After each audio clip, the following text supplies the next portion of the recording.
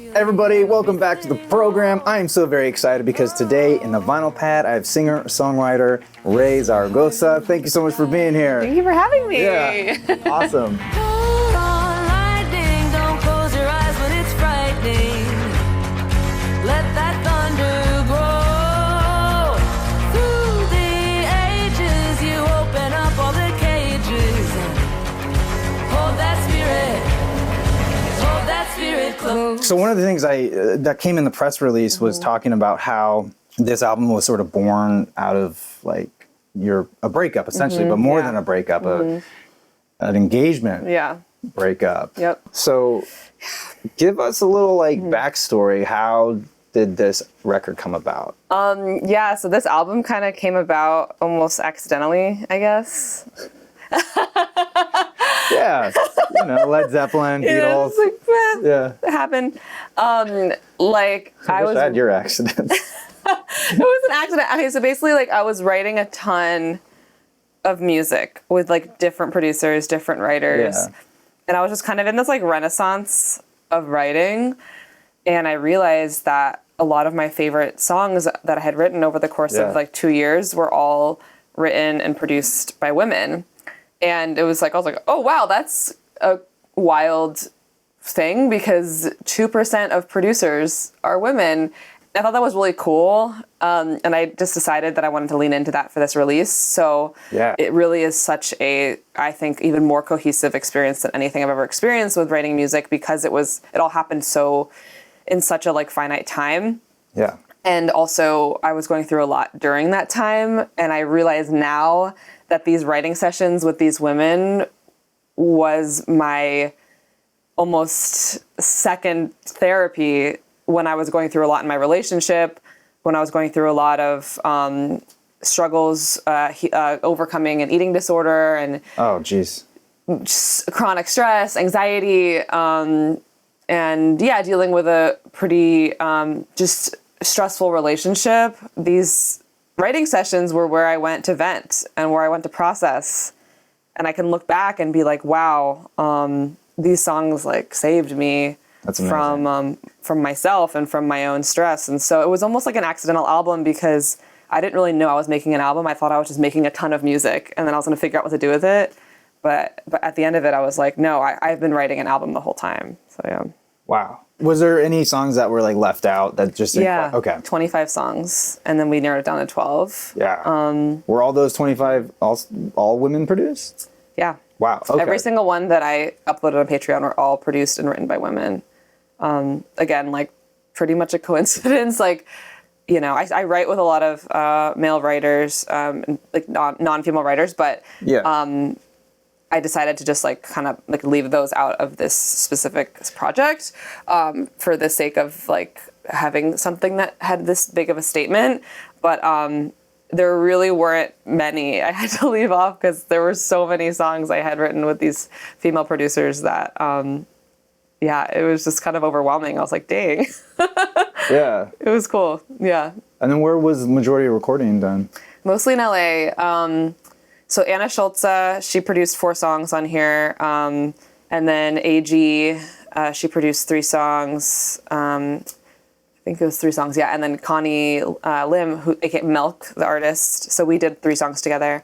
Did you guys make a video? Yes. Okay. Yeah, we made a video for the song Joy Revolution in her backyard. That was adorable. It was really fun. Yeah. I wanted to make a music video that looked like 2 women in their 30s having a slumber party and just having a lot of fun. I think you nailed it. Yeah, oh my gosh, thank you. I feel like we need more of that in our 30s, more slumber parties, And then just to shout out a couple other producers like Belinda Huang, also Los Angeles based, Haley McLean, she's up in British Columbia, so she was the more remote one. And then I made one song in Nashville with Robin Delanto and Ava Sapelsa, and and then I actually produced I did produce one of the songs myself. Oh, that's amazing. Yeah, it's more of a demo. It's the last track that's the lockdown demo. That was written and recorded in April 2020. So it's the only outlier of the song that was not written during that time. But Gotcha.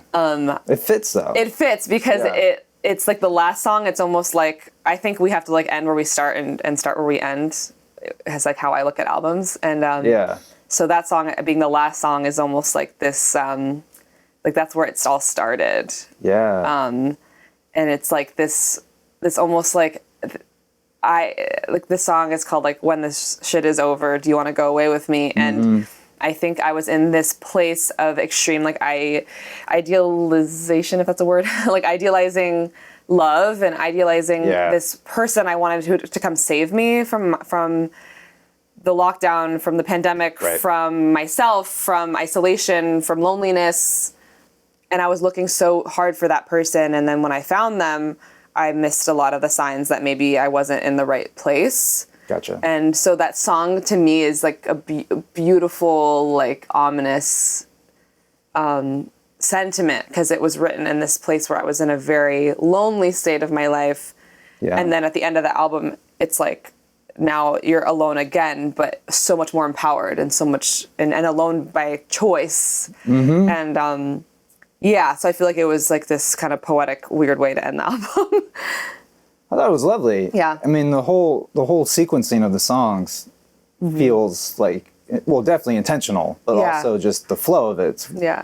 It's quite, I love it. Thank you. There's a lot of thought put into that. So. Yeah, I mean, I love albums, like, and I know you do too. But like, not everyone does. Like, everyone's so about like singles nowadays, and I love albums. Like, I'm such a nerd about sequencing, and it's my album. Like, it's not sequenced chronologically, but it's like sequenced in a way that it's a journey of like of everything I went through during of falling in love. Finding myself, figuring out who I am in like the push-pull of a relationship that I was trying to make work, and then eventually moving on, and the expectation of women and entering their 30s and like all these things in it.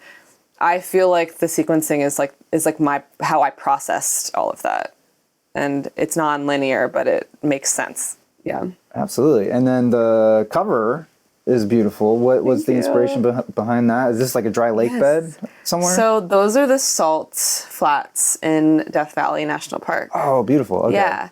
And we did a lot of different photos for this shoot. Me and Belora Monkbold, who is also like the visuals were led all by women too.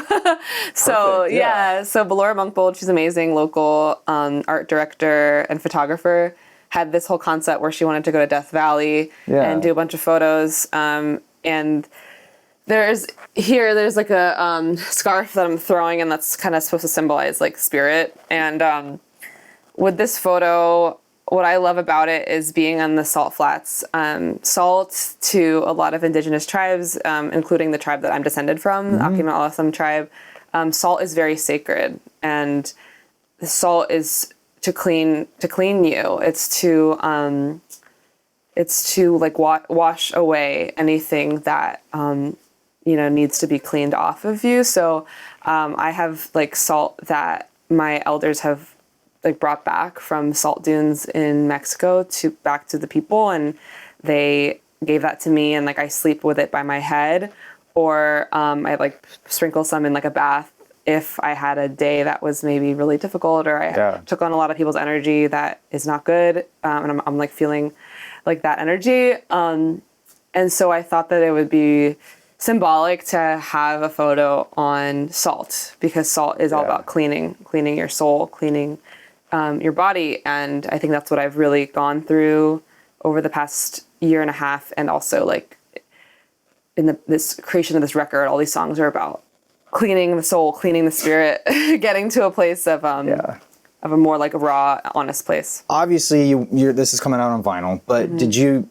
have to like push your release date back to coincide with the vinyl arriving, or was there ever consideration of like, let's just release the album, and when the vinyl's out, it's out? Basically, like I had it all done. Everything was pretty much done, and I was like, why don't we wait and put it out in January? Let's like put it out later. Oh, wow. And then my manager was like, no, like we need to put this out sooner, because this is what's happening to you now. Yeah. This is your story now. Why don't you tell your story now? And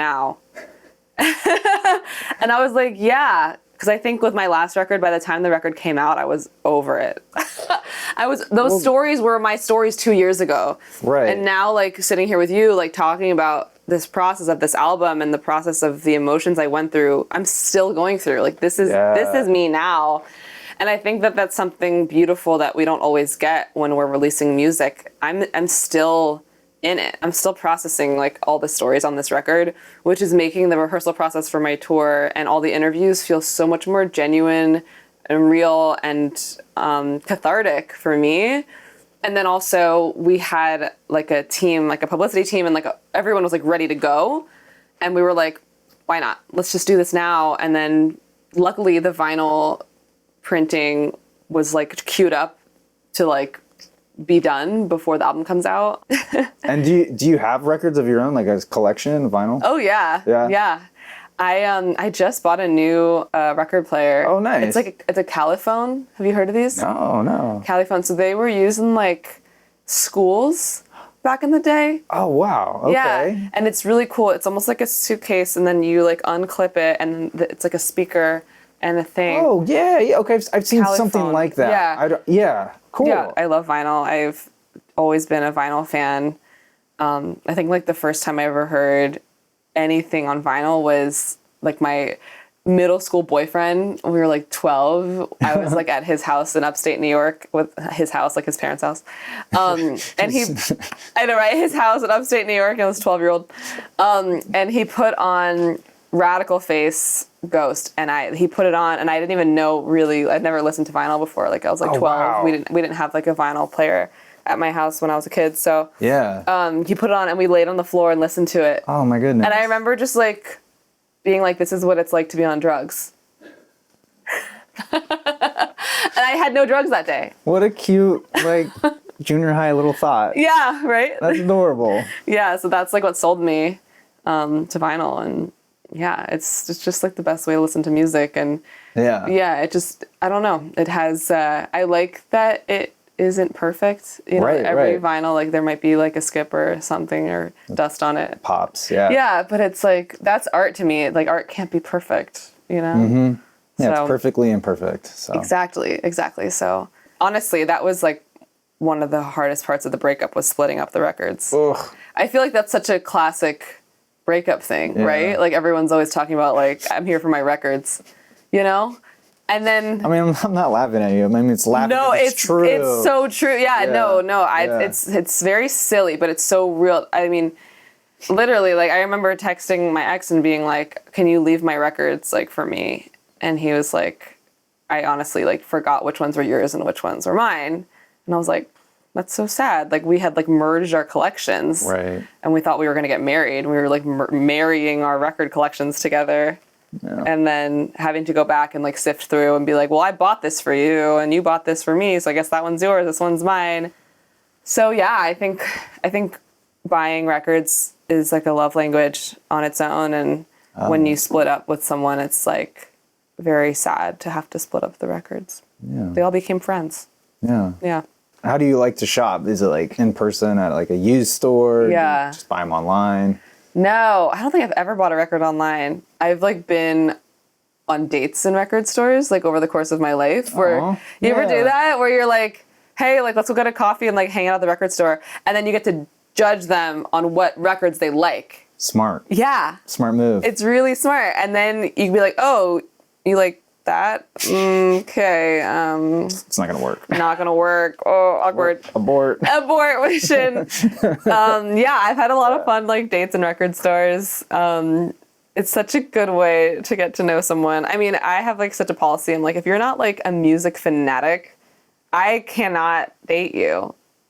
You know? Interesting, like, yeah. I don't care yeah. even what genre. I mean, yes, if you connect with me on like the genres that I connect with most, like the type of music I make and Yeah. blah, blah, blah, then like amazing.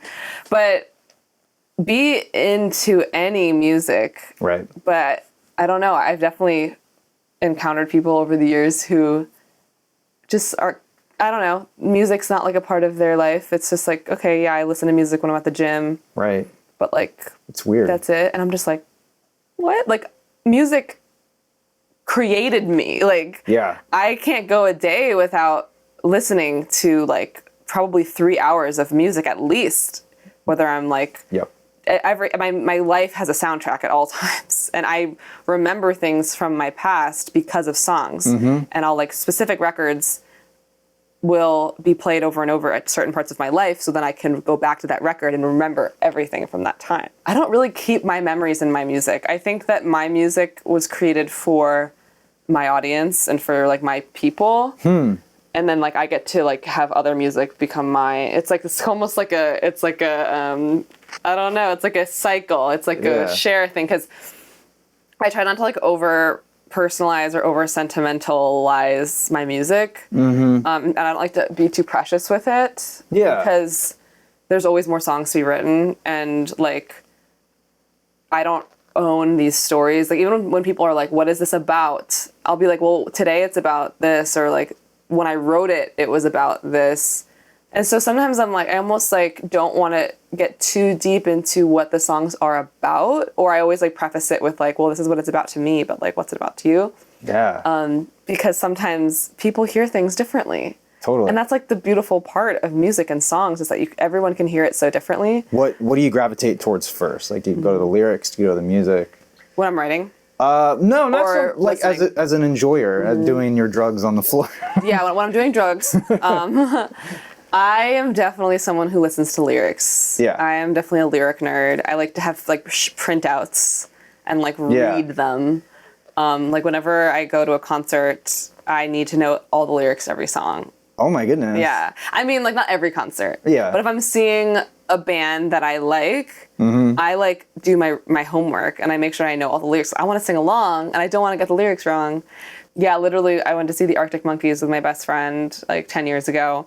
And we printed the lyrics, and then we like read them together. Like we literally studied for the concert. That's so cute. And I feel like that's like kind of an opera technique too, a little bit. I don't know though. I've never really been. I want to go to an opera. Yeah, that's cool. I mean, it makes sense. Like I grew up doing musical theater as like a child actor and stuff, and so it makes sense that like I think there's something about theater too that's very much about, you can hear every lyric, you can really connect with every word, because it's like pretty, it's not covered in sounds and music and things. Oh, gotcha. Yeah, of course. It's like very like out in the open, and like the vocals are very high in the mix. But I think it's very recent that I've started to listen to the other elements. In when I listen to music, I hear vocal, track, music. Interesting. I don't hear vocal, bass, drums, guitar, mix. Right. I don't hear all that. The recording, not the quality, but the like how the drums are recorded. Yeah. The tone of the bass. Right. A lot of my friends, like they can they can really pick it out. And I'm just hearing vocal lyrics and then music. It makes sense. I mean, that's like your bread and butter. Yeah. I mean, besides writing. Right. Exactly. So, besides you play guitar, what else do you play? I play a little bit of piano. Okay. But I generally only write on the guitar. Yeah. But I like to honestly write without instruments a lot.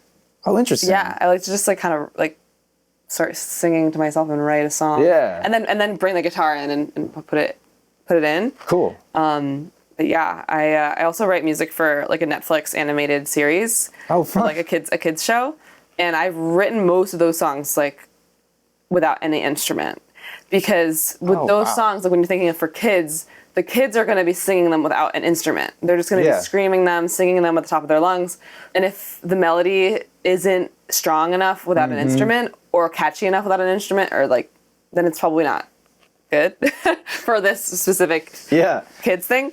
So I don't know, sometimes I'll do that with my music, and I'll just like write a melody without an instrument and then bring an instrument in later. I feel like a lot of these songs do or will lend themselves to being on screen. Hey, thank you. Because like you can hear through the music what the character's probably going through in a way. And it's a way of conveying more info, Yeah. So I think that that's always been my ultimate dream, is to have my music as the backdrop of a visual story.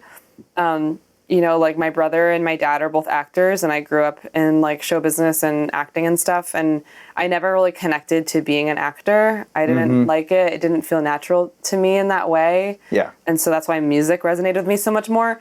But I still love the television and film world so much. And so getting to be a part of it, having my music in TV and film is like the ultimate dream. And this year I've had a lot more success in that, which has been so cool. And I'm really hoping this record gets a lot of time in that. Yeah, me too. In the sun.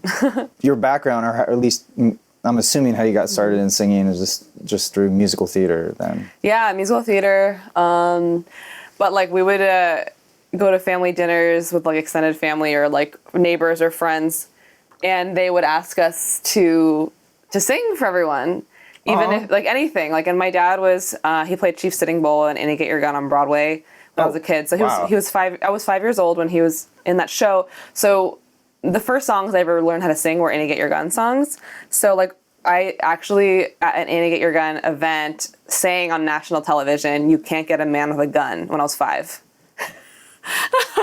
Wow. I know. But then I think like the entrepreneur in us came out, and I started telling my dad, like, no, I don't want to sing. And he was like, all right, I'll give you $1 if you sing for everyone. Oh. And so then he started paying us when we were kids to sing. And so I would keep singing at these things. And then we noticed that if we like protested and we're like, no, I don't want to sing for $1, he'd be like, all right, $5. And I'd be like, okay. And then we would sing, to the point where by the time I was like 10, I was getting like $20 a performance. Oh my goodness. It was legit. It was amazing. And I realized that I think there's something here for me. I think that there's a business here. It's conditioned you. I know. And it's funny because I think he also like helped me learn how to negotiate and fight for proper pay. But yeah, it was good training, because then like everyone asked me like, do you get stage fright or? Right. And I'm like, no, like I've always been on stage. I think I'm more afraid of not being on stage. Like literally during the pandemic, that 1 year of not performing at all was the longest I'd ever gone without being on stage since I was like 5 or 6 years old. Oh, wow. Because I always was doing dance recitals and shows and whatever. Yeah. And I think that there's some kind of safety I feel on stage because I get to show the world who I am, and I just get to do it, and they don't talk back. They're not, you know what I mean? I don't know. There's something like so beautiful about just being like, here I am, like world that I loved as a kid. Uh-huh. And then now I think like I used to have like all kinds of social anxiety, but I never had stage fright. It's funny. It makes sense though in some way. I get that because I was the same way. I was a really shy kid, but put me on stage and I was fine. have a ball, you know. Yeah. Yeah. Thank you, Raye, for hanging out with me today. This has been such a blast. This has been so cool. I love it here. I love it. It's so cute. Thank you. All right, everybody. Thank you so much for watching. I'm your Vinyl Geek, and I'll catch you on the flip side.